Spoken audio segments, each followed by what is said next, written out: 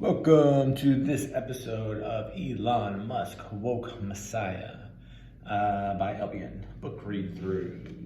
We left off on this page. Bertrand Russell is quoted as saying, "There is an element of the busybody in our conception of virtue. Unless a man makes himself a nuisance to a great many people, we do not think he can be an exceptionally good man." If you're not busy doing something, then I don't know, is the thought that you could be busy doing something productive and you're not if you're just sitting around? Yeah. We have an LBM blurb from 2044 that says, "How would a child evolve if treated like a god? Praised by society, their words regarded as true and just, their actions divine even if misunderstood, even if inherently evil. The pinnacle of purity, the light of the world, false idol. What kind of existence would this be, pleasurable or painful? How would their mind work? How would their thoughts flow? To believe you are never wrong, to always be good. What confidence this must instill, devoid of any self-doubt. Yet only an illusion that has natural consequences, an illusion, yet real nonetheless, to the child and society." And in parentheses it says, "spoiled brat." Yeah. So what if every reaction you got from everyone around you was positive? How would that change the way you grow and evolve? It's a good question. Where would your pain come from, I guess, in that situation? Below that it says, "How many great ideas are never realized because they are not in the right place at the right time?" And in parentheses it says at least 7. Yes, at least. And this goes back to, ideas that aren't given enough time to be realized. Time and place and order, just if not more important than the events or ideas themselves. Kind of interesting. Next page it says, "In 2078, Tesla bots on both Earth and Mars are forcefully repurposed by the government for the war effort." Yikes, is in parentheses.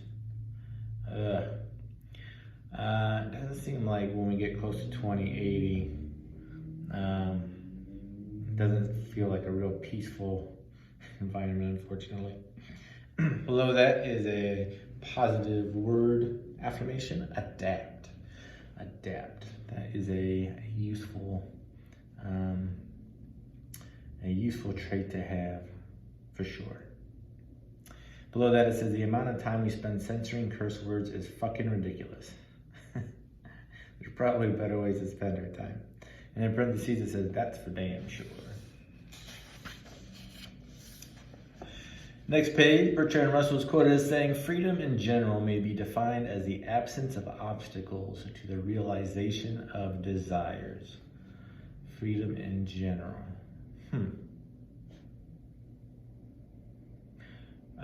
That's an interesting way to frame it. I like it. In 2077, Albion has a blurb and it says, "I am not wise. My confidence is undeserved and overrated. I live for only a few breaths. My mortality looms. I have only a few rudimentary senses, archaic human tools.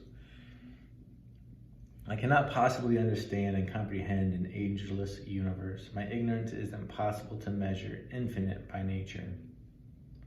My ignorant logic is surely skewed, even in its rationality. My reality is surely a concoction of various inaccurate illusions. Emotion, control, and hope, to name a few of them. My wisdom is undistinguished and infantile, a poorly educated child. How can we pride ourselves in anything or judge anything?"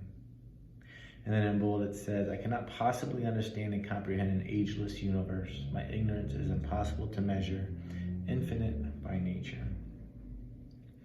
Albion's kind of hard on himself. I don't know how productive that is, unless he just realizes some of these thoughts so clearly but it's a little depressing sometimes to read through them. Hopefully he has some good days, or maybe these are just short periods that he writes things down, like that one. Maybe he's just clearing his mind. It's a way to get stuff on paper, so he's not constantly thinking about them. Then it says, what are your thoughts on the mind-body connection? And in parentheses it says, I think there is one. I agree.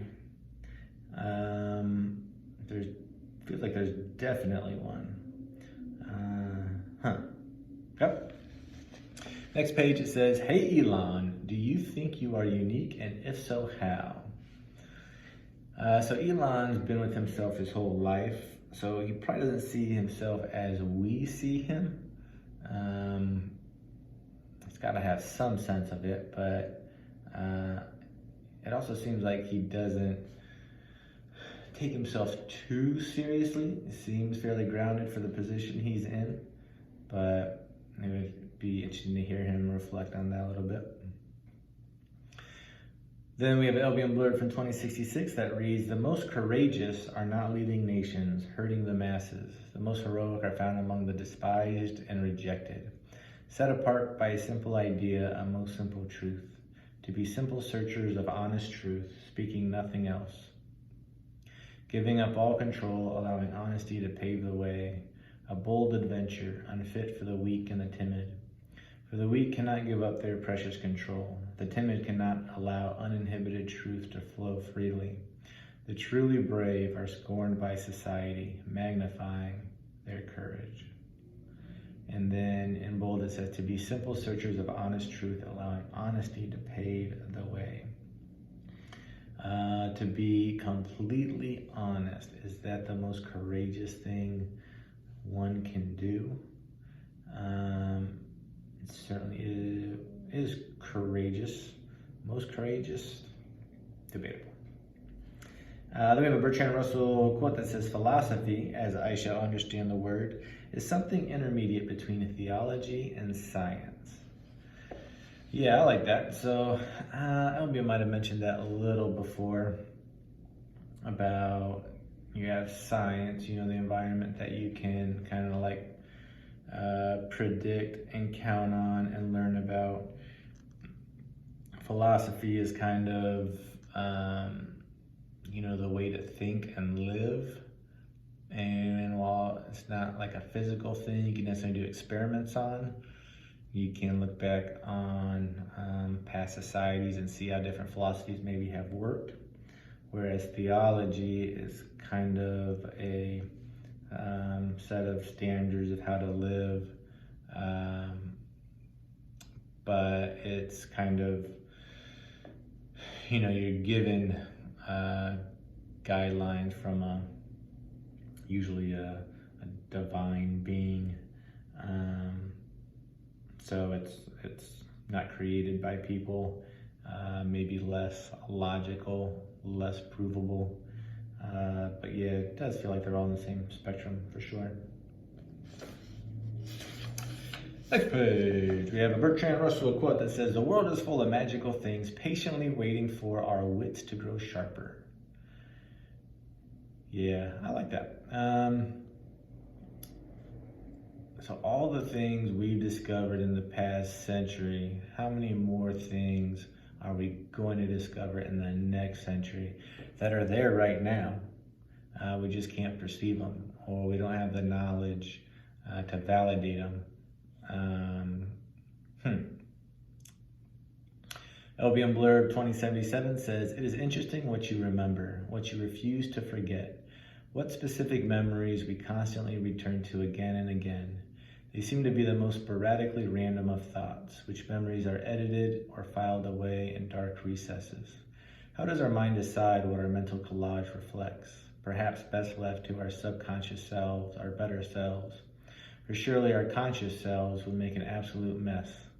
How can we know the wonders of the infinite universe when we cannot even understand ourselves, our own thoughts, or perhaps all of these wonders are hidden within our minds? And then in bold it says, most sporadically random thoughts are edited in dark recesses. It is definitely interesting what you remember. And a lot of those recurring memories may seem pretty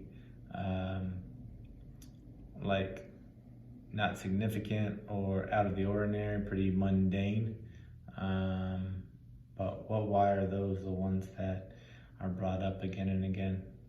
And then below that is the big word help. Another positive, maybe reminder. Maybe that's a better word for it. Positive one-word reminder. Help. Help others. Help yourself. That makes sense. All right. That is going to do it for this episode. Join us for the next episode. And until then, have a great day.